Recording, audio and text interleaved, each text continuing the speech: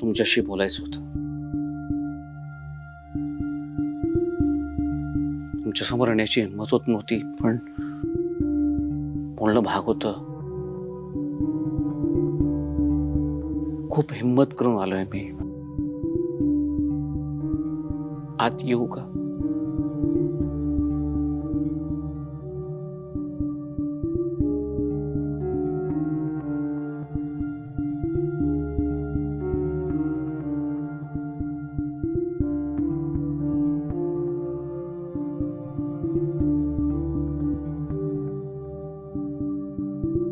मला तुमची माफी मागायची होती आणि आभारी मानायचे होते. कशासाठी? माझ्या बाबांनी तुमच्या आई बरोबर जे काही केलं त्यापुढे सॉरी हा शब्द खूप छोटा आहे.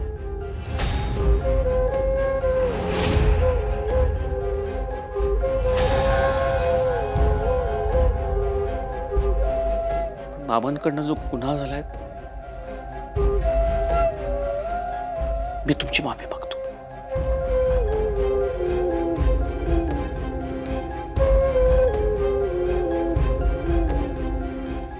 मला कल्पना आहे बाबांनी जे पाप केले त्यामुळे तुम्हाला तुमच्या आईला खूप भोगावं लागलंय. मनापासून माफी. सॉरी.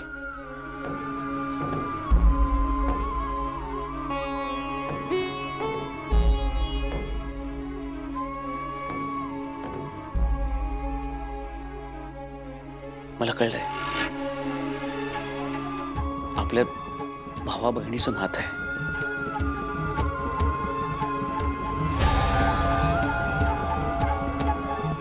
तुम्ही माझ्यापेक्षा वयाने लहान आहात पण मनानं खूप मोठे आहात. एवढं सगळं भोगून त्रास सहन करून सुद्धा तुम्ही बाबांना माफ केलं. मनापासून आभार.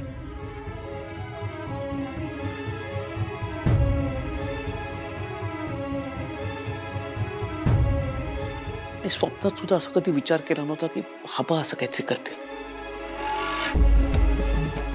बाबांसमोर जाण्याची हिंमतच होत नव्हती माझी. पण माझा विश्वासच बसत नव्हता. माझा बाप असंच कोणाचं तरी आयुष्य उद्ध्वस्त करेल. मला प्रश्न पडला होता त्यांच्याशी काय बोलू, त्यांना कसं फेस करू. आणि नेत्रानं मला सांगितलं की तुम्ही बाबांना माफ केलं. आणि मला माझ्या प्रश्नाचं उत्तर मिळालं. माफ करणंच आपल्या हातात असतं ना.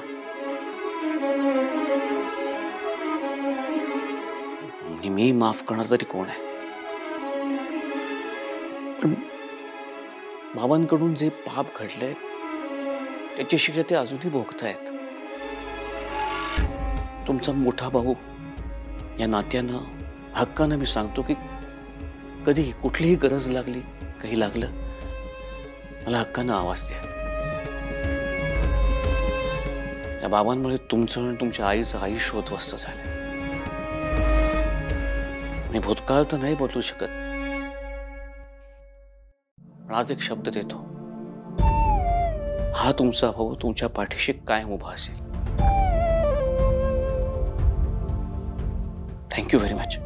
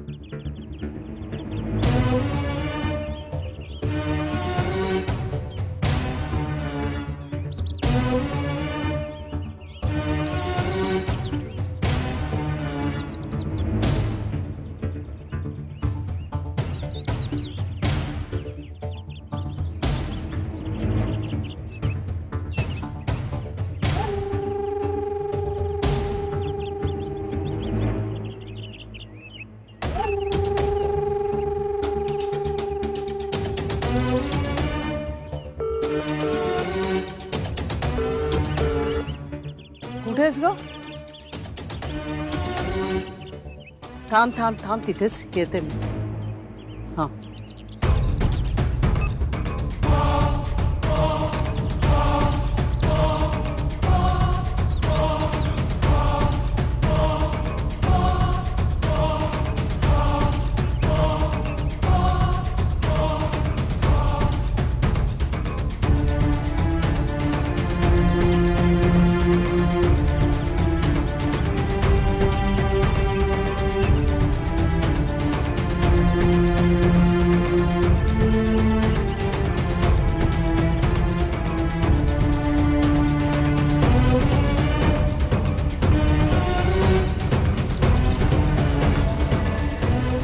आज रात्रीच म्हातारा मरायला हवा.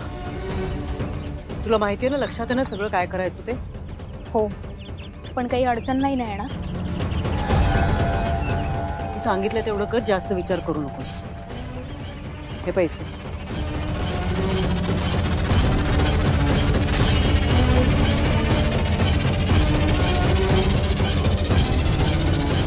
मान कशी आहे तुझी? अजूनही दुखतेच आहे.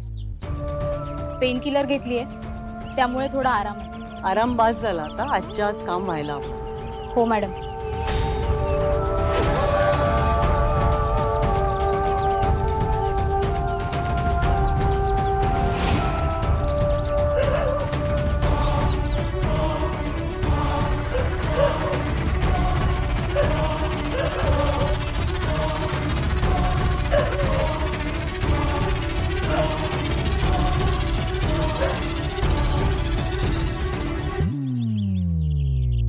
बाबा, तुम्ही स्वतःहून जाऊन इंद्राणी आत्यांशी बोललात, हे खूप चांगलं केलं. की वर्ष एकट्या होत्या त्या, काय काय सहन केलं असेल त्यांनी. पण बाबा, मला खरंच खूप कौतुक वाटतं त्यांचं.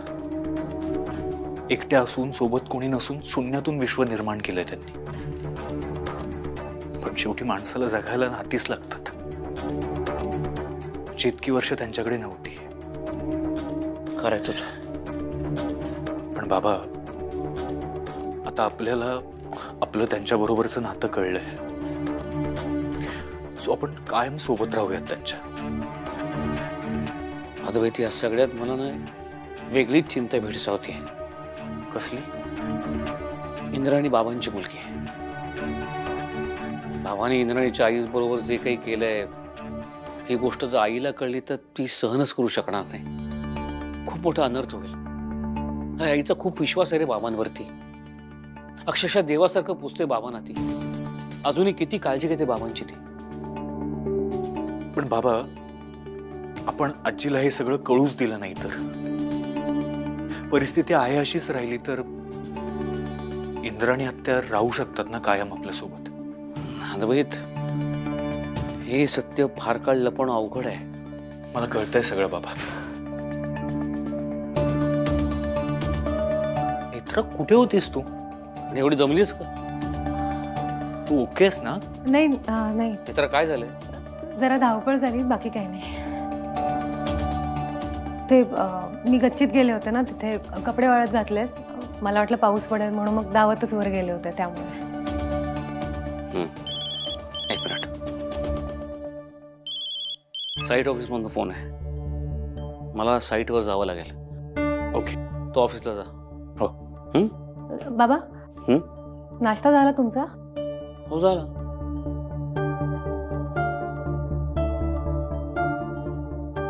येतो.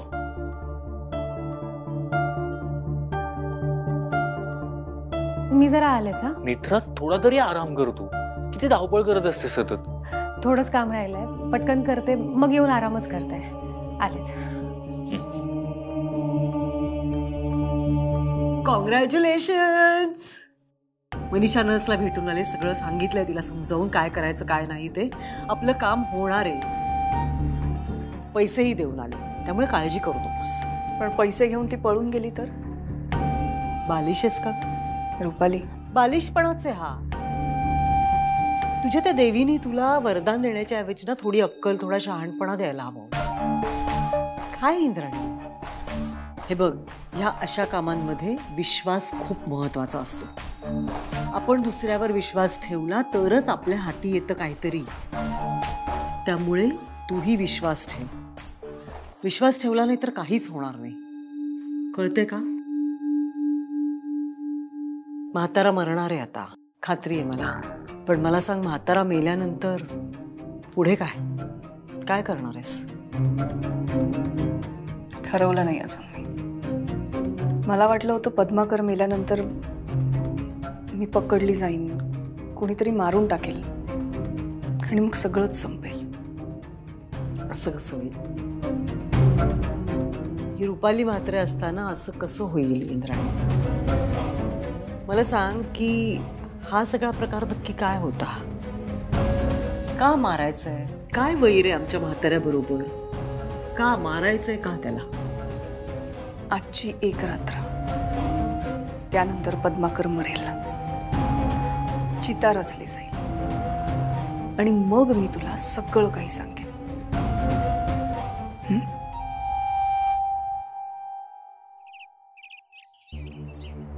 रुपाली बाईसाहेबांना जे हवंय ते साध्य करण्यासाठी त्या कोणत्याही थराला जाऊ शकतात. तुम्ही आणलेल्या नर्सला त्यांनी पैसे देऊन आपल्या बाजूने करून घेतले आणि त्या नर्सचा वापर त्या आजोबांचा घात करायला करणार आहेत. असं घडलं अचानक. म्हणजे इंद्राणीला बाबांना मारायचं होतं पण तिने माघार घेतली आणि आता बाबांचा जीव रुपालीला घ्यायचा. मला सुद्धा काहीच कळत नाही बाबा. कदाचित इंद्राणी आत्यांनी माघार घेतली म्हणून चिडून रुपाली बाईसाहेब असं काहीतरी करत असते, किंवा मग इंद्राणी आत्यांना फसवण्यासाठी करतात. साहेब, जे काही आहे ते कळेल आपल्याला लवकरात लवकर. नेत्रा, पुन्हा एकदा तुझ्यामुळे होणारा अनर्थ टळलाय. एवढा मोठा धोका होणार आहे ओळखणं शक्य झालं. पण बाबा, आपण आता काय करायचंय? त्या मनीषा नर्स येतील संध्याकाळी. आपल्याकडे वेळ खूप कमी आहे. एक मिनिट. इंद्राणीने बाबांना माफ केलंय, त्या अर्थी 24 तास नर्सची आता आवश्यकता नाहीये. आणि रुपालीने ज्या नर्सला पैसे देऊन फोडलंय, मनीषा तिचं नाव, मी आजच पुण्यातनं हलवतो. म्हणजे संध्याकाळपर्यंत रुपाली तिची वाट बघत बसेल. आणि तिला जे करायचंय ते होणारच नाही. चालेल. नाही नाही, पण आपला प्लॅन यशस्वी होत नाही म्हटल्यावरती रुपाली चिडेल. ती चिडून बाबांना काही करणार नाही ना, यावर आपल्याला लक्ष ठेवावं लागेल. नाही, तुम्ही नका काळजी करू. मी पूर्ण लक्ष ठेवेन. तुम्ही फक्त त्या नर्सचं काय करायचं ते बघा. तुम्हाला रुपाली बाईसाहेब माहिती आहेत ना, त्या धमकावून तिला परत आणायला कमी नाही करणार. ठीक आहे, मी लगेच कामाला लागतो.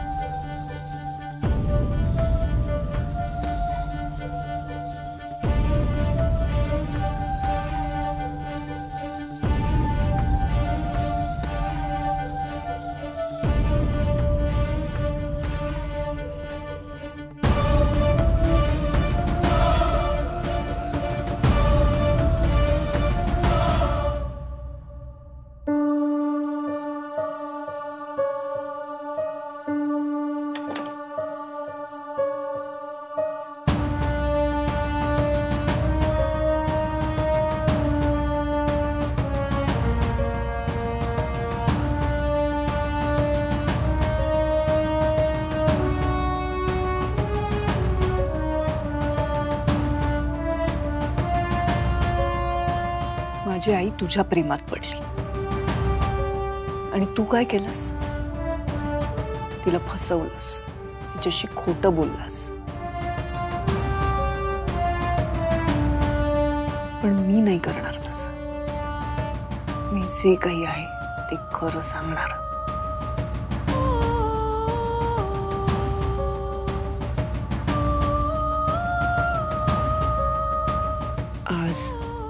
तू मरणार आहेस.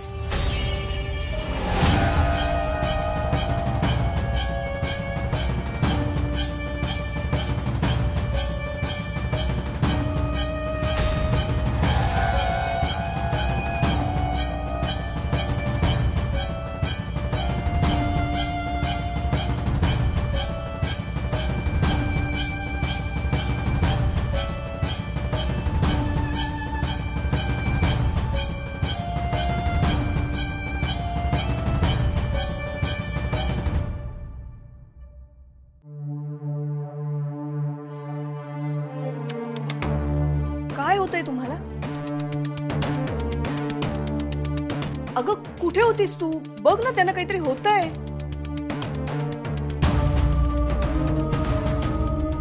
मला फोन आला होता, इम्पॉर्टंट कॉल म्हणून गेले होते.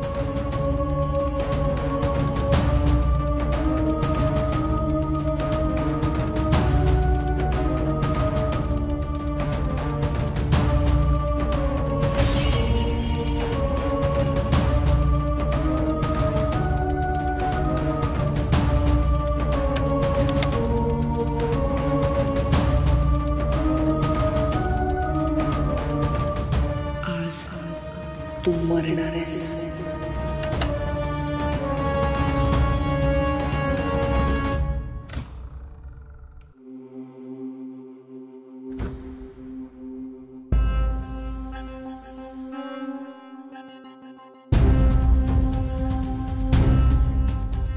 मला बोलायचंय तुझ्याशी. बोला ना. शेखर येऊन बोलले माझ्याशी.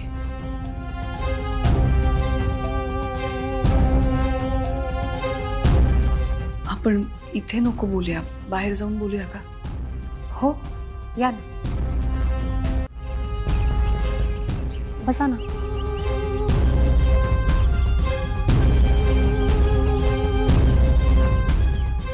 बोला, काय झालं?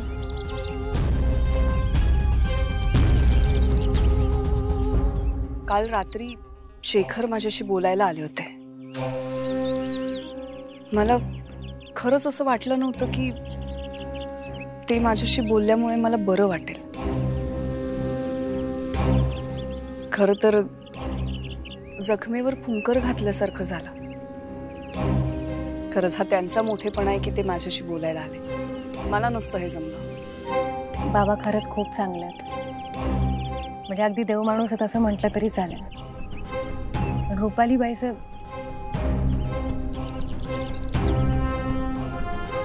काय झालं? नाही, काही नाही. अगं नेत्रा, तू बोलू शकतेस माझ्याशी. विश्वास ठेव माझ्यावर. मी कुणाला काही सांगणार नाही. आत्या आहे ना मी तुझी. नाही तसं नाही आत्या, पण ते मागे तुम्ही आणि रुपाली बाईचे मिळून. नाही, तसं काही नाहीये. त्यावेळेला मला सूड घ्यायचा होता म्हणून ती होती. बाकी माझं तिचं काही देणं घेणं नाही. म्हणजे रुपाली बाई साहेबांना माहिती आहे तुमच्या आणि आजोबांबद्दल? नाही, तिला काहीच माहिती नाहीये. तिला फक्त कामापुरतं माहिती आहे. रुपाली सारख्या बाईवर विश्वास ठेवण्याचा मूर्खपणा मी करणार नाही. मला माहिती आहे ह्या घरात तिने आधी काय काय केलंय. त्यामुळे ह्यापुढे ती माझ्यासोबत असणार नाही. झालं तेवढं पुरे झालं. ते खूप मोठी अडचण झाली आहे. काय झालं? तुम्ही आजोबांना माफ केलंय, पण रुपाली बाई साहेब अजूनही आजोबांचा जीव घ्यायचा प्रयत्न करतायत. काय? अगं पण रुपाली का करते हे सगळं आता? हे सगळं करून तिने मला अडकवलं. नेत्रा, काहीतरी करायला हवं. नाही, तुम्ही शांत व्हा. शांत कशी होऊ रुपाली? आता तुम्ही शांत व्हा, कारण तसं काही होणार नाही. रुपाली बाई साहेबांना आजोबांचा घात करायचा आहे, पण तसं होणार नाहीये. कसं? त्या मनीषा नर्स आहेत ना, त्यांची मदत घेऊन रुपाली बाई साहेब सगळं करणार होत्या. आज रात्रीच त्या दोघी काहीतरी करणार होत्या. पण त्या मनीषा नर्स आता येणारच नाहीयेत. येणार नाही म्हणजे